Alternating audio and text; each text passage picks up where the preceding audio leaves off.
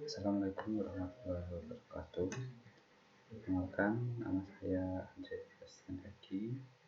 Untuk kali ini saya akan membuat video tutorial atau video untuk melengkapi tugas pemrograman tertutup. Nah, untuk kali ini nama saya Andre Basandaki. Untuk NRP-nya 11117200003. Nah, untuk yang ingin saya buat, permasalahannya adalah membuat dictionary untuk data mahasiswa. Data mahasiswa yang kali ini akan saya buat adalah NIM mahasiswa, nama dan asal mahasiswa.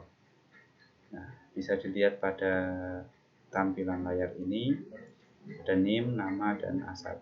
Saya buat dalam nanti dictionary kosong. Nanti untuk nama masing-masing akan dimasukkan NIM pada tempatnya masing-masing atau pada kolom masing-masing. Misalnya NIM nanti dimasukkan ke dalam NIM, untuk nama tetap nama dan asal di asal.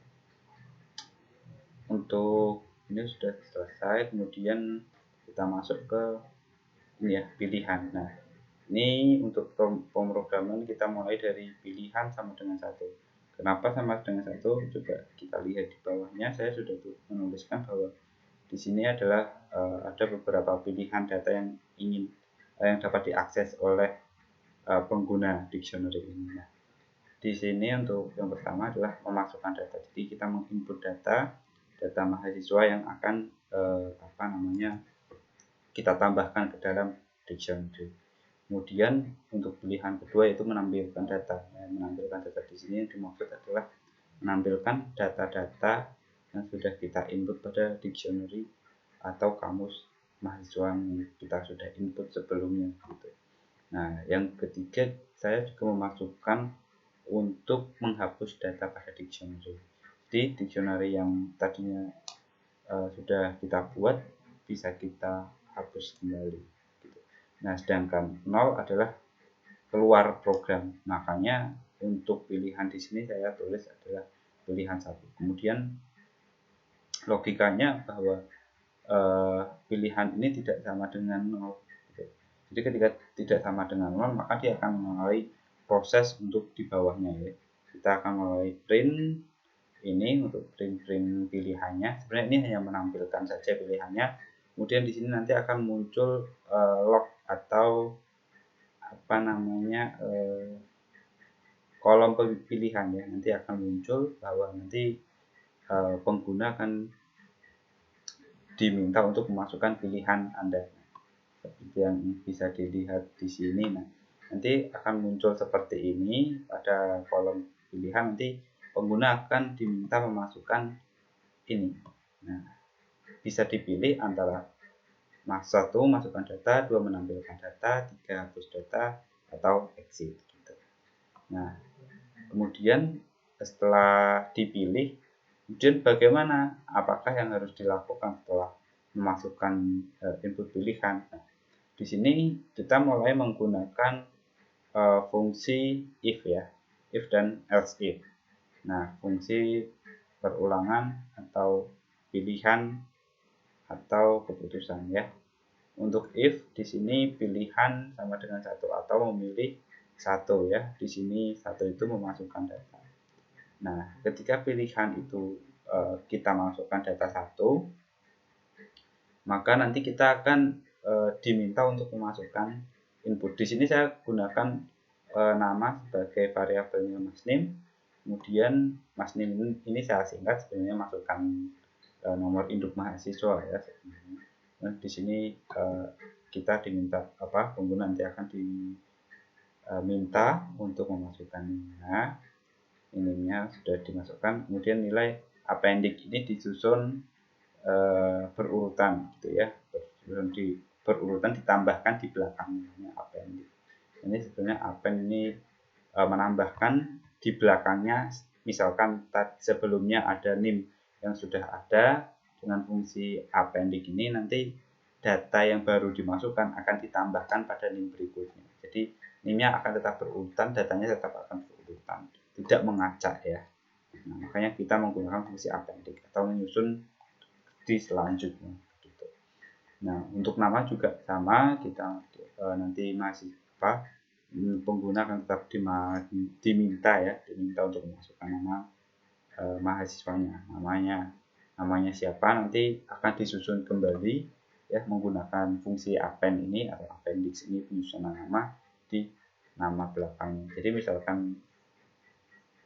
misalnya begini, nanti akan disusun seperti ini. Misalkan sudah ada nama saya, misalkan nanti dengan fungsi appendix ini, nama yang misalkan saya masukkan adalah Pak Ijo begitu, nanti dia akan disusun seperti ini pada nama begitu.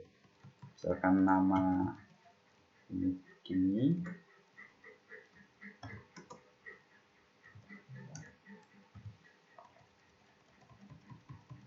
nah dia akan menambahkan Pak Ijo di setelah Andre ini, misalkan nama pertama yang sudah kita simpan gitu. Nah, misalkan nanti kita input namanya Pak Ijo, nanti dia akan disusun gitu. Kita nanti masukkan data lagi begitu, dia di appendix lagi gitu. Misalkan namanya ini gitu ya. Nah, nanti dia akan append lagi, menambahkan di belakang sesuai urutannya. Jadi ketika kita panggil, dia akan memunculkan lebih gampang untuk memanggil. Ini nama bagian beberapa gitu, dictionary beberapa dari nama gitu. Ini untuk fungsinya sebenarnya sudah sering dipakai ya, ini fungsi append. Nah, kemudian kita kembali lagi ke tadi untuk pilihan sama dengan satu ya. Kita tadi sampai dengan nama ya, masukkan nama tadi sudah kita bahas juga. Kemudian ini adalah masukkan asal. Kita singkat saja masukkan asal daripada kelamaan ya. Atau mungkin bisa saya begini ya. Kita tambahkan lebih jelas lagi nanti supaya lebih enak ya kita memperoleh atau apa namanya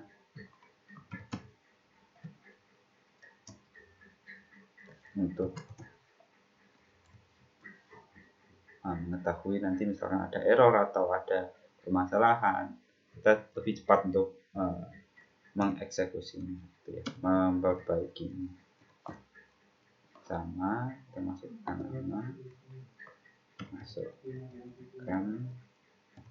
nama begitu, ini sama masukkan asal. Kita ini tidak bisa menggunakan spasi, kalau spasi nanti tidak bisa dikatakan satu bagian ya, nanti terpisah bagian, makanya bukan satu variabel lagi ya, nanti variabelnya juga berbeda, nanti akan menjadi masalah atau programnya akan error itu ya. Oke, sudah. Kemudian ini sudah, nah ini pilihan satu ya. Untuk pilihan satu seperti ini ya, jika pilihan satu dipilih, nanti pengguna dictionary ini akan diminta untuk mendaftarkan ya, memasukkan nilai induk mahasiswanya atau NIM-nya, kemudian namanya dia berasal dari mana gitu ya. Kemudian ini pilihan kedua, tadi sudah pilihan pertama. Jika pilihan pertama tidak, misalkan diisi sekarang pilihan kedua. Pilihan kedua ini dia menentukan yang tadi dilihat di sini adalah menampilkan data yang ada pada dictionary atau data yang sudah kita input sebelumnya gitu ya. Nah, di sini ini pilihan kedua, ini penentu true, ini fungsinya ya, penentu itu sebagai sebenarnya adalah variabel saja. Ini bisa mau diganti apapun tidak masalah ya, ini sebenarnya variabel saja yang saya gunakan. Jadi penentu ini fungsi tidak berfungsi apapun, dia hanya variabel yang nanti digunakan untuk parameter berikutnya gitu ya. Nah, ini untuk for i in range ya, dia di range-nya len nim. Jadi nanti nim-nya akan panjang. Ini fungsi len ini menentukan masukkan kembali ini panjang ya. Jadi nanti panjang nim-nya. Ini nanti panjang nim-nya yang akan dibaca gitu, berapa karakter ya. Ini len nim, ini panjang nim nanti ya. Ini kemudian di sini ada fungsi lagi. Jadi di for ini ingat for adalah untuk perulangan ya, perulangan. Jadi mengulang untuk nilai ini. Fungsinya dia memanggil diulang gitu ya, memanggil ulang. Jadi nanti ketika data pertama sudah ditampilkan, dia mengulang lagi. Nah, jika masih ada data, gitu. Jika masih ada data lagi, diulang lagi seperti itu sampai dia nanti di sini ada parameter berikutnya. Nanti saya jelaskan. Nah, dia akan mulai pengulangan untuk for ya. Ini di sini ada pembatasnya yaitu logikanya jika penentu. Ya, jika penentunya tadi true, maka di sini akan print menggunakan ini yang di print nama. Ini ada slash t. Slash t ini berfungsi ya. Saya blok dulu. Nah, slash t ini berfungsi sebagai tab. Ya, memberi tab. Maksudnya tab itu seperti ini ya. Nanti akan muncul seperti nim. Nah, seperti ini. Nim, nama. Nah, jadi ada space-nya. Nanti nama dan nim ini kemudian asal. Nah, oke. Nanti misalkan nimnya 12. Kemudian namanya misalkan nama saya begitu. Nah, nanti akan tampil semacam dia dimasukkan ke dalam kolomnya gitu ya. Asal kendal. Nah, dia nanti akan tampil seperti ini. Nanti bisa dilihat ya, bisa dilihat. Kita kembali lagi ke pilihan kedua gitu ya. Di sini nanti ini untuk nama kolomnya ya.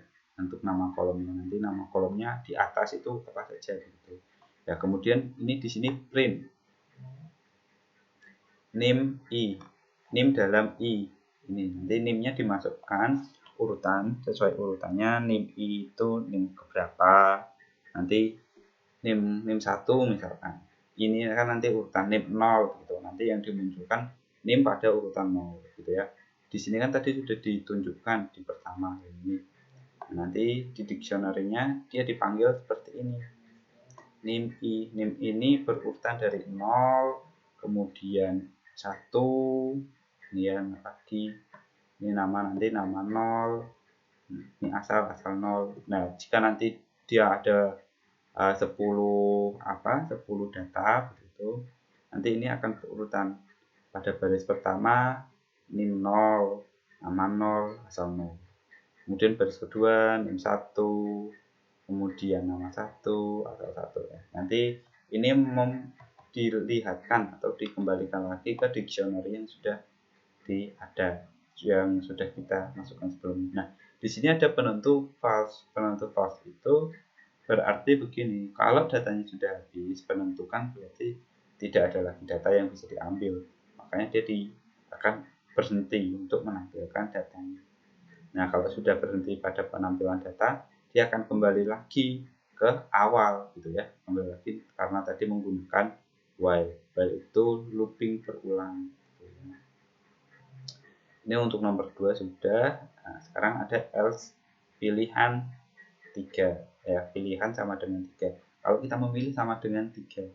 Nah, di sini untuk memilih ini 3 yang kita ingat tadi bahwa pilihan 3 ini berfungsi untuk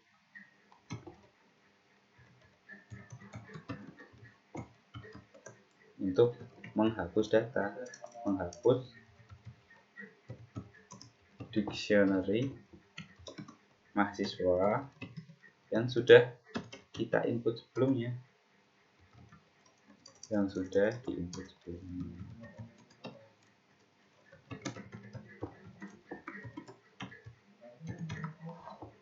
sehingga data-data yang memang tidak diperlukan lagi data-data yang mahasiswa yang sudah tidak diperlukan bisa dihapus. Nah, di sini dengan cara yaitu kita panggil lagi di sini tadi masukkan nimnya, masukkan nim, ya. Nanti dipanggil lagi nim keberapa sih yang mau dihapus, mahasiswa nim berapa yang mau pengen kita hapus. Nah, ini tetap sama for in range, dia berulangan memanggil posisi ininya, posisi nimnya, terus panjang len. Ingat len nim itu masih panjang dalam panjang nim. dalam panjang NIM. Kalau misalnya NIM-nya 6 ya dipanggilnya tetap 6 gitu ya. Misalkan 111, nah nanti dipanggil tidak 1 NIM itu doang. Jadi dia lebih spesifik gitu ya. NIM dia menggunakan sebagai fungsi untuk panjang, mengembalikan jumlah panjang. Ya, jumlah panjang apa? Dia jumlah panjang NIM yang di input tadi. Nah, di sini for ini kembali lagi adalah perulangan, ya, jadi tetap menggunakan perulangan. Jadi kalau misalkan memang masih jika datanya masih ada, dia akan ditanyakan kembali, gitu ya. Apakah data ini mau dihapus? Gitu. Kemudian jika if di sini fungsinya parameternya itu kan tidak mungkin perulangan ini pasti ada batasannya. Dia akan for ini akan menghapus ya, bukan menghapus sih. Dia akan memanggil name ini dari mana gitu ya. Jika for i invent len berarti untuk panjang NIM dalam ini dictionary keberapanya, jika masukkan NIM ini, nah ini sama dengan NIM ini nilai i yang kita maksud ini ya, i dan ini urutan dictionary keberapanya, ini akan kita munculkan NIM. Nah, kemudian di sini akan dilanjutkan jika iya, berarti jika NIM itu ada di database maka dia akan dipanggil gitu ya, akan dipanggil untuk dihapus. Di sini ada perintah untuk hapus del. Fungsi del berfungsi untuk menghapus. Menghapus apa? Sorry. Tadi tergeser ya, di blok geser sini mana di blok. Nah, di sini del ini berfungsi untuk menghapus nilai, menghapus data, menghapus variabel, menghapus isi nilai. Jadi fungsi del ya, delete. Nah, nanti dia akan melakukan proses penghapusan NIM pada i ini tadi ya, NIM-nya yang mana itu. Jika misalkan NIM 13 ini di urutan 1 ya, maka nanti NIM di urutan 1 itu nanti dihapus, nama yang di urutan 1 juga dihapus, asal yang di urutan 1 juga dihapus. Sama seperti itu, makanya dia digunakan i. Nah, di sini untuk break masih ada untuk break. Nah, break ini di sini berfungsi untuk menghentikan penghapusan data ini. Jadi kalau dihapus nanti dia masuk lagi ke for instance. Jadi program ini tidak akan selesai tapi tidak akan tampil apa-apa. Makanya diberi untuk break untuk menghentikan proses perulangan pada else if 3. Nah, kemudian di sini sebenarnya masih ada pilihan null exit. Dari mana kok null exit ini misalkan bisa keluar data? Makanya dia ditulis seperti ini, masih ingat di pilihan pertama. Pilihan sama dengan 1. Jika pilihannya nanti ini 0, ini ingat. Pilihan sama dengan 0, maka dia program akan keluar. Ya, while-nya tidak ada yang ingin dilakukan, makanya pasti tidak ada yang dilakukan. Makanya nanti tidak akan ada data yang atau perintah yang ingin ditampilkan lagi. Nah, mungkin kita coba aja langsung ya, kita running. Nah, di sini akan tampil ini hanya ini ya, yang ini data yang ini itu berasal dari program ini print ini ya. Nah, kita coba masukkan untuk memasukkan data. Nah, kita diminta untuk memasukkan NIM. Misalkan kita masukkan NIM 111.72.000.3 gitu ya. Ini NIM saya misalkan. Kemudian kita coba diminta untuk memasukkan namanya. Nah, nama saya Andre ya, kita pakai nama singkat saja, asalnya Kendal. kita enter. Pilihan satu ini hanya berfungsi untuk memasukkan di di dictionary, tidak langsung menampilkan. Jadi kita masukkan dulu, nanti jika ingin kita lihat maka perlu ditampilkan datanya. Makanya kita setelah kita input nanti akan muncul pilihan lagi, masukkan pilihan Anda seperti itu. Seperti yang kita tampil saat ini, kita pilih nomor 2, enter. Nah, bisa dilihat ya, name, nama, asal. Sebenarnya ini kurang tepat ya, karena terlalu panjang name-nya gitu. Nanti kalau misalnya coba kita hapus data dulu ya. Kita hapus data, masukkan name 1111172 003 gitu ya. Sudah, dia akan menghapus data. Dictionary akan menjadi yang tadinya sudah kita hapuskan. Pada name ini dia cari urutannya, urutan dictionary keberapa, nanti urutan dictionary dari name, nama sama asal akan dihapuskan pada urutan itu. Kita coba masukkan ulang lagi nomor 1. Name saya misalkan 11 begitu ya. Kemudian namanya Andre, kemudian asalnya di sini masukkan asal Kendal. Udah, coba sekarang kita lihat pilihan kedua. Oke, nah ini bisa dilihat ini saya adalah 11, namanya Andre, asal Kendal ya.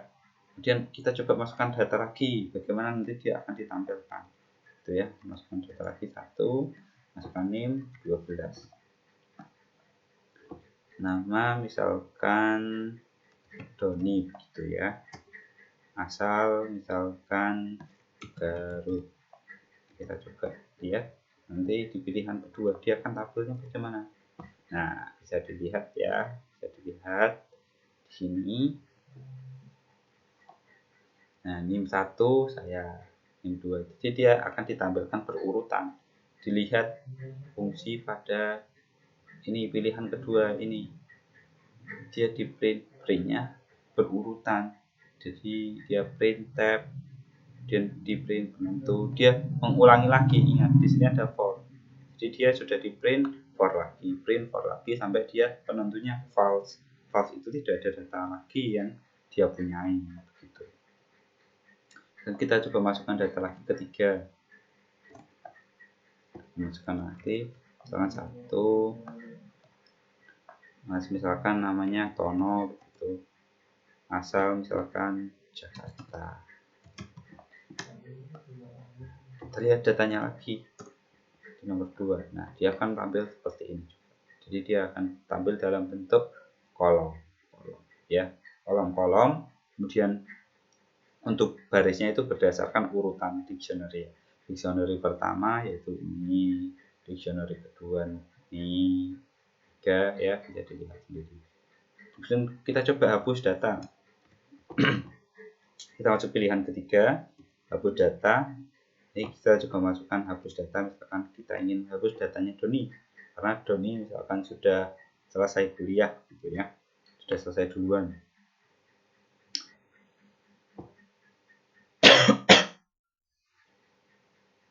Ini dia akan langsung menghapus data, jadi tidak perlu menampilkan lagi. Untuk melihatnya dia sudah dihapus apa tidak, coba kita cek untuk menampilkan data. Oke, nah di sini sudah hilang untuk NIM 12 ya, tinggal seperti ini.